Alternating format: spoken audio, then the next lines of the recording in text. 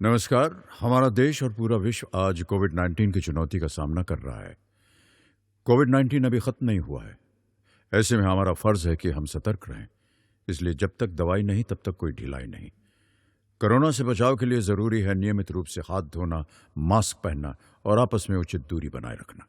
याद रखिए, 2 गज दूरी मास्क है जरूरी। खांसी, बुखार या सांस लेने में कठिनाई होने पर हेल्पलाइन नंबर 1075 पर संपर्क करें। आज की कक्षा में बच्चों आप सबका स्वागत है। मैं श्रीमती शाइना सैयद, उच्च माध्यमिक शिक्षक, शासकीय नवीन उच्चतर चांदवड़। बच्चों, आज हम जिस अध्याय का अध्ययन करने वाले हैं और जिस पे चर्चा करने वाले हैं वह आपके कक्षा 12वीं का 7 चैप्टर निर्देशन है। तो बच्चों, निर्देशन आप पहले भी प्रबंध के कार्य में पढ़ चुके हैं कि निर्देशन क्या है। हम विस्तार से अब इसका अध्ययन करेंगे। बच्चों, अभिप्रेरणा कौशल। एक नेता एक प्रभावी अभिप्रेरक फिर भी होना चाहिए। उसे लोगों की आवश्यकताओं को समझना चाहिए तथा उनकी आवश्यकताओं की संतुष्टि के द्वारा उन्हें प्रेरित करना चाहिए। बच्चों, अभिप्रेरणा के स्तर को बढ़ाने के लिए अनेक प्रयास किए जाते हैं, जैसे व्यक्ति का विकास कार्यक्रम, कौशल समीक्षा, औपचारिक पुरस्कार, प्रबंध व्यवस्था, नेतृत्व, सुअवसर, निरंतर सुधार, प्रशिक्षण के माध्यम से या स्वयं प्रबंध के प्रयास से, जिसे कर्मचारी वर्ग में जिज्ञासाओं और विभिन्न प्रकार की आशंकाओं का अंत करने में सहायक होता है। बच्चों, अब हम मास्लो के जीवन परिचय के बारे में चर्चा करेंगे एवं उसका अध्ययन करेंगे। अब्राहम एच मास्लो का जन्म ब्रुकलिन में 1908 में हुआ था। उन्होंने विस्कोसिन के विश्वविद्यालय में प्राथमिक व्यवहार का अध्ययन किया, जहां से उन्होंने मनोविज्ञान में 1934 में आचार्य की उपाधि प्राप्त की। अपने जीवन वृत्ति की शुरुआत में मास्लो का रुझान मानव अभिप्रेरणा तथा व्यक्तित्व के अध्ययन की तरफ हुआ। मास्लो बड़ी सफलतापूर्वक अपनी आवश्यकताओं, आत्मसंतुष्ट व्यक्तियों तथा कुछ अनुभवों के सिद्धांतों में अभिप्रेरणा तथा व्यक्तित्व की दूरी को खत्म किया। बच्चों, मास्लो का सदैव ध्यान अभिप्रेरणा पर केंद्रित रहा। समकालीन मनोविज्ञान में मास्लो को एक महत्वपूर्ण व्यक्ति के रूप में समझा गया। उनका कैरियर अत्यंत विशिष्ट था। अब्राहम मास्लो का देहांत 1970 में हृदय रोग के कारण हुआ। मास्लो की आवश्यकता। क्रम अभिप्रेरणा का सिद्धांत। क्योंकि अभिप्रेरणा अत्यंत जटिल है, बहुत से शोधकर्ताओं ने अभिप्रेरणा के संबंध में अध्ययन किया। बच्चों, मास्लो का सिद्धांत आवश्यकताओं को अभिप्रेरणा के आधार के रूप में केंद्रित करता है। ये सिद्धांत बहुत विस्तृत रूप में प्रसिद्ध हुआ तथा सराहा गया। अब्राहम मास्लो एक विख्यात मनोवैज्ञानिक, जिनका उत्कृष्ट लेख 1943 में प्रकाशित हुआ था, जिसमें उन्होंने अभिप्रेरणा सिद्धांत, जो विभिन्न आयामों पर आधारित है, की रूपरेखा संक्षेप में तैयार की थी। जो विभिन्न आयामों पर आधारित है, इन बिंदुओं के आधार पर हम समझेंगे। नंबर 1, शारीरिक आवश्यकताएं। नंबर 2, सुरक्षा आवश्यकताएं। नंबर 3, संस्था से जुड़ाव, संस्था से संबंध। नंबर 4, मान सम्मान, प्रतिष्ठा आवश्यकता। नंबर 5, आत्मसंतुष्टि आवश्यकताएं। बच्चों, हम इसका विस्तार से अध्ययन करेंगे। नंबर 1, शारीरिक आवश्यकताएं। ये आवश्यकताएं जैसे भूख, प्यास, छत, नींद, इस प्रकार की आवश्यकताओं की संतुष्टि वेतन करता है। बच्चों, ये वे आवश्यकताएं होती हैं जो मनुष्य को प्राप्त न होने या पूरी न होने पर मनुष्य को विचलित कर देती हैं। ये आवश्यकताएं मनुष्य, कर्मचारी आदि की अति आवश्यक आवश्यकताओं में गिनी जाती हैं, जिसकी पूर्ति कर्मचारी मनुष्य संतुष्ट होती हैं। अगला नंबर 2, सुरक्षा आवश्यकताएं। कर्मचारी को यदि पद नियमितता, सेवानिवृत्ति योजना, पेंशन आदि की सुरक्षा मिलनी चाहिए। बच्चों, ये आवश्यकता सुरक्षा तथा किसी भी शारीरिक तथा मनोवेग की क्षति से बचाव करती हैं। कर्मचारियों को उनकी पद सुरक्षा का आभास होते रहना चाहिए, जिससे वे किसी मनोवेग में न आए। अगला नंबर 3, संस्था से जुड़ाव, संस्था से संबंध। मोस्लो का मानना है कि ये आवश्यकताएं स्नेह, संस्था से संबंध, मित्रता आदि भावों से संबंधित होती हैं। बच्चों, यदि किसी व्यक्ति को स्नेह, प्यार, मित्रता जैसे भाव, एहसास अगर होता रहता है तो वे व्यक्ति उसी स्थान, उसी जगह पर स्थिर रहता है। जैसे उदाहरण के तौर पे बच्चों, मैं आपसे कहना चाहूंगी कि आप इस कक्षा या इस स्कूल में जब उपस्थित रहते हैं, जब तक आपको इस बात का अनुभव ना हो, एहसास ना हो कि मुझे यहाँ पर जो शिक्षक हैं वो स्नेह से, प्यार से समझाते हैं, या मुझे जो भी परेशानी आती है उसका समाधान मुझे यहाँ से मिलता है। इसी तरह से आप, अगर ऐसा आपके साथ होता है तो आप भी संस्था को छोड़कर नहीं जाना चाहेंगे।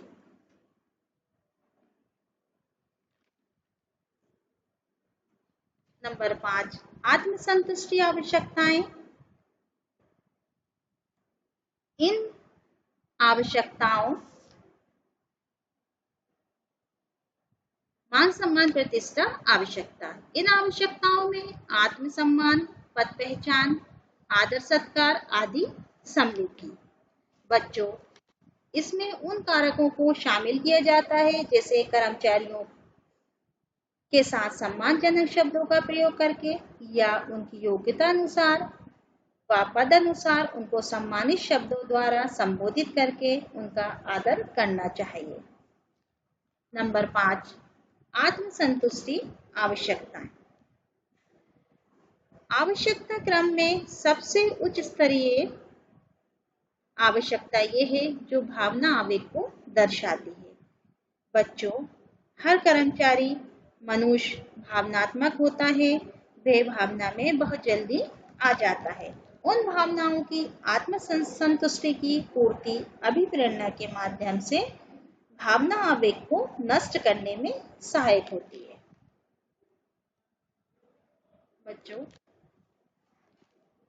हमने निर्देशन पढ़ा, निर्देशन के विशेषताएं, सिद्धांत, अभिप्रेरणा कौशल, मोस्लो का सिद्धांत, ये सब पढ़ा। इसके बाद आता है वित्तीय प्रोत्साहन का अर्थ। वित्तीय प्रोत्साहन वे प्रोत्साहन है जो प्रत्येक रूप में, वित्त के रूप में अथवा जिसे वित्त के रूप में मापा जा सकता है। बच्चों, वित्तीय प्रोत्साहन कर्मचारी को अपना जीवन निर्वाह तथा सम्मान संबंधी आवश्यकताओं को पूरा करने में सहायक होता है, क्योंकि आज के भौतिक युग में जब व्यक्ति मेहनत का तत्काल प्रतिफल चाहता है, क्योंकि धन मनुष्य की विविध प्रकार की आवश्यकताओं की पूर्ति करने में सहायक होता है, इसलिए वित्तीय प्रोत्साहन जो वित्त के रूप में दिया जाता है उसे हम वित्तीय प्रोत्साहन कहते हैं। प्रोत्साहन कार्यों के निष्पादन में सुधार हो, इस हेतु इन प्रोत्साहनों को 2 भागों में बांटा जा सकता है। नंबर 1 है वित्तीय प्रोत्साहन, नंबर 2 गैर वित्तीय प्रोत्साहन। वित्तीय प्रोत्साहन के अंतर्गत हम निम्न बिंदुओं पे चर्चा करेंगे। नंबर 1 वेतन तथा भत्ते, नंबर 2 उत्पादकता संबंधी पारिश्रमिक, मजदूरी प्रोत्साहन, नंबर 3 बोनस, अधिलाभांश, नंबर 4 लाभ में भागीदारी, नंबर 5 अवकाश का नकदीकरण। अब हम इसको विस्तार से समझेंगे। नंबर 1, वेतन तथा भत्ता। कर्मचारियों के लिए वेतन आधारित वित्तीय प्रोत्साहन है। बच्चों, संस्था में कार्यरत कर्मचारी श्रमिक उसके कार्य व महत्व को ध्यान में रखकर उसे प्रति माह वेतन तथा प्रति वर्ष महंगाई भत्ता आदि दिए जाते हैं, जिसमें अन्य भत्ते भी शामिल होते हैं, जिसे वेतन तथा भत्ता प्रोत्साहन कहते हैं। नंबर 2, उत्पादकता संबंधी पारिश्रमिक मजदूरी प्रोत्साहन।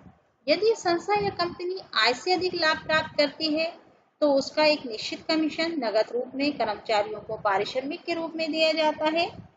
बच्चों, उत्पादकता संबंधी पारिश्रमिक मजदूरी प्रोत्साहन वे प्रोत्साहन है जिसने यदि कोई कंपनी उपक्रम अपनी आय से अधिक लाभ प्राप्त करता है तो जो अतिरिक्त पारिश्रमिक कर्मचारी को दिया जाता है उसे हम उत्पादक संबंधी पारिश्रमिक कहते हैं। नंबर 3 है बोनस अधिलाभांश। बोनस वह प्रोत्साहन है जो कर्मचारी को उनकी मजदूरी वेतन के अतिरिक्त दिया जाता है। ये वित्तीय प्रेरणा के अंतर्गत आता है। बोनस कर्मचारी के लिए एक महत्वपूर्ण वित्तीय प्रोत्साहन है। इससे उनमें काम के प्रति उत्साह का संचार होता है। वर्ष में एक निश्चित अवधि में अतिरिक्त आय बोनस के रूप में मिलती है, जो लाभांश भी कहलाती है। नंबर 4, लाभ में भागीदारी। कर्मचारी को संगठन के लाभ में हिस्सा देना चाहिए। इससे कर्मचारी मन लगाकर कार्य करते हैं। बच्चों, यह वह वित्तीय प्रोत्साहन है जो कर्मचारी को अपना कार्य मन लगाकर करने हेतु प्रेरित करता है। उन्हें लगता है यदि कंपनी या फर्म अधिक लाभ कमाएगी तो उसमें उनको भी हिस्सा प्राप्त होगा। जो लाभ में कर्मचारी को हिस्सा प्राप्त होता है उसे हम लाभ में भागीदारी कहते हैं। नंबर 5, अवकाश का नकदीकरण। कर्मचारियों के अवकाश पर कार्य करने पर उसके बदले अतिरिक्त आय नगद रूप में प्रदान करना एक महत्वपूर्ण वित्तीय प्रोत्साहन है। बच्चों, यदि कोई कर्मचारी अवकाश के दिनों में कार्य करता है, अतिरिक्त कार्य करता है, तो उसे अतिरिक्त कार्य के बदले में नगद रूप में वित्त प्राप्त होता है, जिसे हम अवकाश का नकदीकरण प्रोत्साहन कहते हैं। अब आता है गैर वित्तीय प्रोत्साहन। सर्वप्रथम बच्चों हम गैर वित्तीय प्रोत्साहन का अर्थ जानेंगे। बच्चों, गैर वित्तीय प्रोत्साहन वह प्रोत्साहन है जिसके अंतर्गत पदोन्नति, पद प्रतिष्ठा, कार्य सुरक्षा इत्यादि शामिल है, जिसे हम मानसिक पुरस्कार भी कहते हैं। जो गैर वित्तीय प्रोत्साहन है वो निम्नानुसार है। नंबर 1, पद प्रतिष्ठा। नंबर 2, कार्य सुरक्षा। नंबर 3, कार्य संतुष्टि। नंबर 4, पद सुरक्षा। नंबर 5, कर्मचारियों की भागीदारी। नंबर 1, पद प्रतिष्ठा। पदों के क्रम में पहचान, अनुलाभ तथा पद प्रतिष्ठा इत्यादि किसी व्यक्ति के प्रबंधकीय पद पर होने के परिचायक हैं। बच्चों, पद प्रतिष्ठा से आशय है कि किसी कर्मचारी के पद में उन्नति, पद पहचान, मान सम्मान, प्रतिष्ठा ही पद प्रतिष्ठा कहलाती है। नंबर 2, कार्य सुरक्षा। कर्मचारी वही मन लगाकर कार्य करता है जहां उसे उचित वेतन व कार्य सुरक्षा प्राप्त होती है। वे बिना भय के कार्य करता है। बच्चों, ये कहा जा सकता है कि कार्य सुरक्षा वे सुरक्षा है जहां कर्मचारी को लगे कि जिस संस्था में वे जो कार्य कर रहा है उसका उचित प्रतिफल, वेतन या सुरक्षा उसको अवश्य प्राप्त होगी, तो उसे कार्य सुरक्षा कहा जाता है। नंबर 3, कार्य संतुष्टि। कर्मचारी को उसके अनुसार कार्य व सम्मान मिलता है तो उसे कार्य संतुष्टि प्राप्त होती है। बच्चों, कार्य संतुष्टि वह संतुष्टि है जिसमें कर्मचारी को लगना चाहिए कि उसको कार्य अनुसार सम्मान मिल रहा है तथा उसका पद नाम भी उसकी योग्यता अनुसार है, तो जो कर्मचारी संतुष्टि प्राप्त करता है उसे ही कार्य संतुष्टि कहा जाता है। नंबर 4, पद सुरक्षा। कर्मचारी को अपने पद पर स्थिरता का आभास होते रहना चाहिए। बच्चों, कर्मचारी सदैव चाहता है कि उसका पद सुरक्षित रहे एवं भविष्य में आय तथा कार्य दोनों ही निश्चित व स्थिर रहे, ताकि उसे अन्य पक्षों पर चिंता न रहे। इस सुरक्षा को ही पद सुरक्षा कहते हैं। नंबर 5, कर्मचारियों की भागीदारी। इसका अर्थ है कर्मचारियों से संबंधित निर्णय लेने में उनकी भागीदारी होना चाहिए। बच्चों, यदि कंपनी फर्म में किसी कार्यक्रम या संयुक्त प्रबंध समिति को कंपनी फर्म के अंतर्गत किसी भी तरह की बैठक में निर्णय लिया जाता है, तो उसमें कर्मचारियों की भागीदारी भी महत्व रखती है। इसे ही कर्मचारियों की भागीदारी कहते हैं। अब आता है बच्चों नेतृत्व। नेतृत्व का अर्थ या तात्पर्य किसी विशिष्ट गुण, परिपक्वता, चतुराई, योग्यता आदि रखने वाले उस व्यक्ति से होता है जो इन गुणों के आधार पर अन्य व्यक्तियों का मार्गदर्शन करता है। बच्चों, नेतृत्व वे क्षमता है जिसके द्वारा अनुयायियों अनुसरण करने वाला या नेता जिसके कहे अनुसार कार्य करने वाला के समूह सुरक्षा पूर्वक बिना दबाव के कार्य को कराना संभव हो। नेतृत्व की परिभाषा जॉर्ज और टेरी के शब्दों में, नेतृत्व लोगों को प्रभावित करने की एक प्रक्रिया है जिससे वे पारस्परिक उद्देश्यों को प्राप्त करने के लिए इच्छापूर्वक प्रयास करते हैं। बच्चों, यहाँ जॉर्ज और टेरी का तात्पर्य यह है कि जहाँ स्वयं कर्मचारी अपनी इच्छा शक्ति के साथ पारस्परिक उद्देश्यों के लिए कार्य करके उद्देश्य प्राप्त करते हैं। नेतृत्व की विशेषताएं निम्न बिंदुओं के आधार पर स्पष्ट की जाएंगी। नंबर 1, योग्यता। नंबर 2, परिवर्तन। नंबर 3, संबंध। नंबर 4, लक्ष्य। नंबर 5, सतत निरंतर। बच्चों, अब हम नेतृत्व की विशेषताओं का विस्तार से अध्ययन करेंगे। नंबर 1, योग्यता। नेतृत्व किसी व्यक्ति की दूसरों को प्रभावित करने की योग्यता को दर्शाता है। बच्चों, योग्यता का अर्थ है जैसे नेतृत्व करने वाला व्यक्ति योग्य हो, जैसे निर्णय शक्ति, बौद्धिक परिपक्वता, निष्पक्षता, यथार्थवादी दृष्टिकोण रखने वाला इत्यादि। नंबर 2, परिवर्तन। नेतृत्व दूसरों के व्यवहार में परिवर्तन लाने का प्रयास करता है। बच्चों, नेतृत्व संस्था में आवश्यक परिवर्तन को प्रारंभ करने में मुख्य भूमिका निभाता है। वह संस्था में लगे कर्मचारियों को विश्वास दिलाता है तथा पूरे मन से परिवर्तन को स्वीकार करने के लिए प्रेरित करता है। नंबर 3, संबंध। नेतृत्व नेता तथा अनुयायियों के मध्य उनके पारस्परिक संबंधों को दर्शाता है। बच्चों, नेतृत्व नेता कर्मियों के साथ व्यक्तिगत संबंध बनाए रखता है और जो उनका अनुसरण करते हैं उनकी आवश्यकताओं को पूरी करने में सहायता करता है और आवश्यक आत्मविश्वास प्रदान करता है, जिससे उनके संबंध जो होते हैं वो मधुर हो जाते हैं। नंबर 4, लक्ष्य। नेतृत्व समूह के सदस्यों में लक्ष्य प्राप्ति हेतु इच्छा को जागृत करता है। नेतृत्व कर्मचारी स्वयं कार्य हेतु इच्छा जागृत करता है। वह उन पर किसी भी तरह का दबाव नहीं बनाता है, जिससे कर्मचारी अपनी श्रम ऊर्जा से संस्था के लाभ के लिए, लक्ष्य प्राप्ति के लिए, संस्था के हित के लिए सदैव योगदान देते रहते हैं। नंबर 5 सतत निरंतर। नेतृत्व एक निरंतर चलने वाली प्रक्रिया है। बच्चों, आपने जैसे निर्देशन का पढ़ा था कि निर्देशन एक सतत प्रक्रिया है, उसी तरह से नेतृत्व भी एक सतत प्रक्रिया है।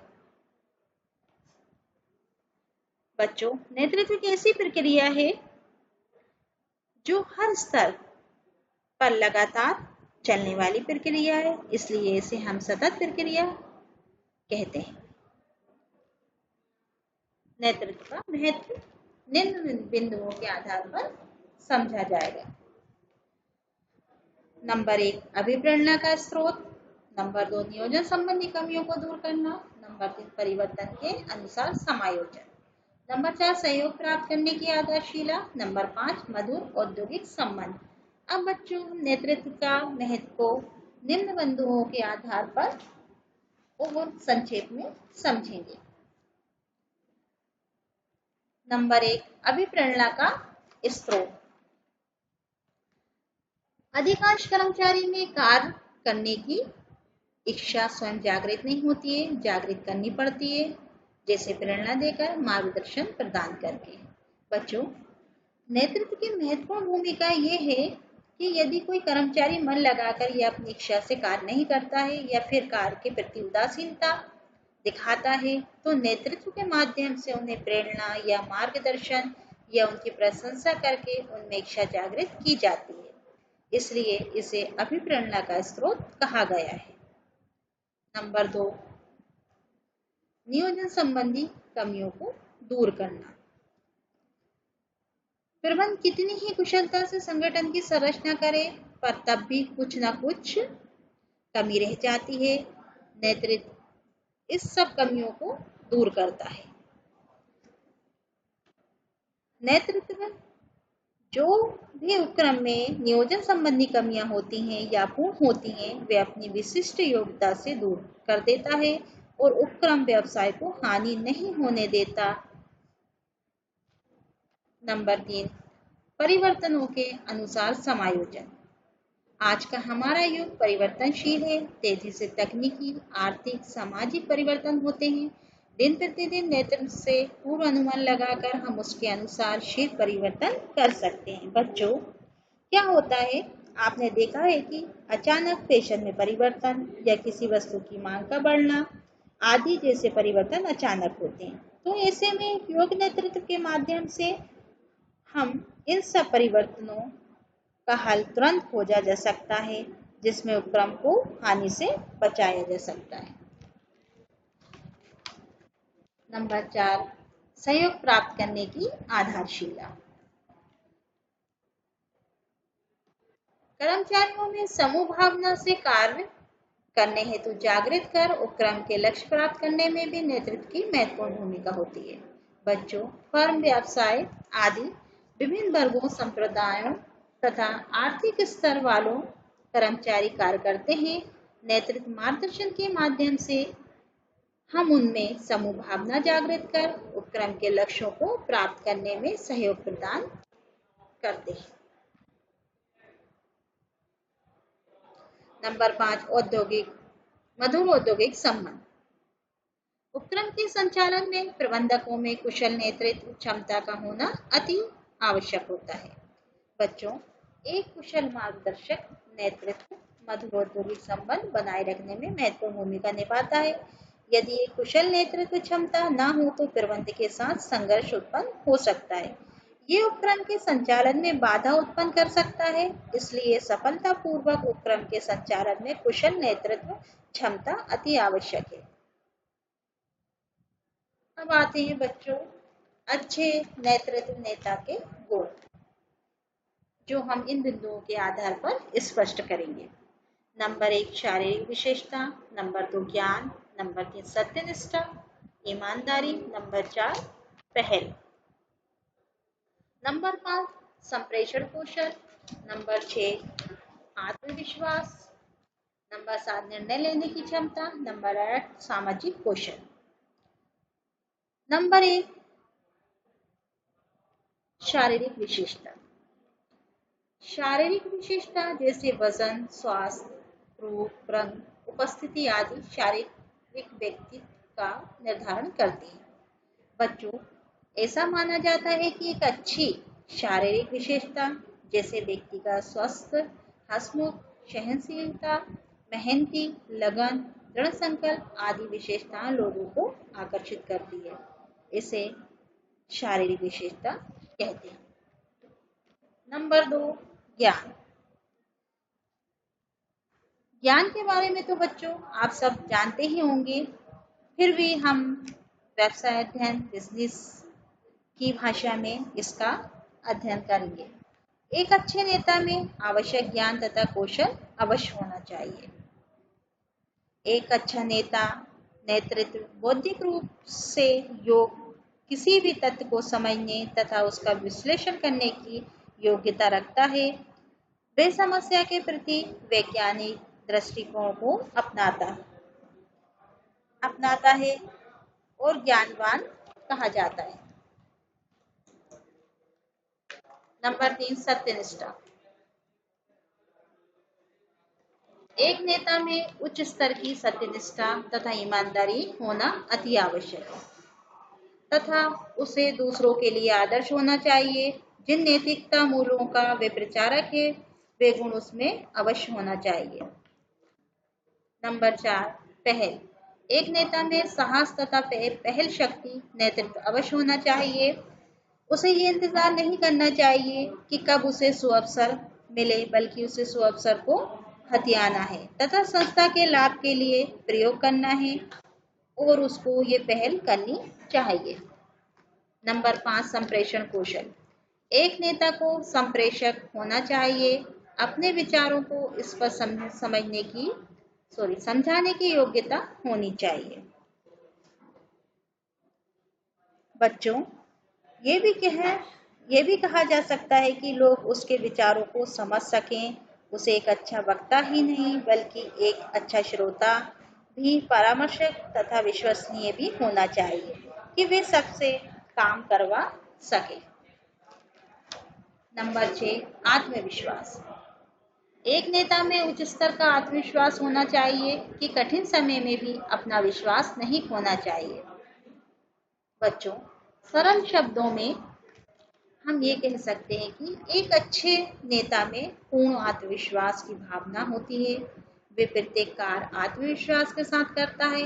वे अपने आलोचकों की चिंता नहीं करता है कि कौन व्यक्ति उसके पीठ पीछे या उसके काम की प्रशंसा नहीं कर रहा है या उसके बारे में कुछ गलत कह रहा है। तो इतना आत्मविश्वास एक अच्छे नेता में होना चाहिए, सबकी परवाह नहीं करना चाहिए। नंबर 7, निर्णय लेने की क्षमता। अच्छे नेता को दृढ़ संकल्प रहना चाहिए, अपने विचार बार बार बदलना नहीं चाहिए। बच्चों, यदि कोई प्रबंधक कार्य किया जा रहा है तो नेता को निर्णायक होना अत्यंत आवश्यक है। जब वे किसी तथ्य के विषय में संतुष्ट हो जाता है या उसे ठीक लगता है तो उसे अपनी बात दृढ़ता से रखना चाहिए। किसी भी विषम परिस्थिति में अपने विचार नहीं बदलना चाहिए। नंबर 8, सामाजिक कौशल। एक नेता को सबसे मिलजुल कर रहना चाहिए। अपने सहकर्मियों तथा अनुयायियों से मैत्रीपूर्ण व्यवहार रखना चाहिए। बच्चों, सरल शब्दों में एक अच्छे नेता को समाज, सहकर्मी को समझना चाहिए एवं मानवीय संबंध बनाकर रखना चाहिए।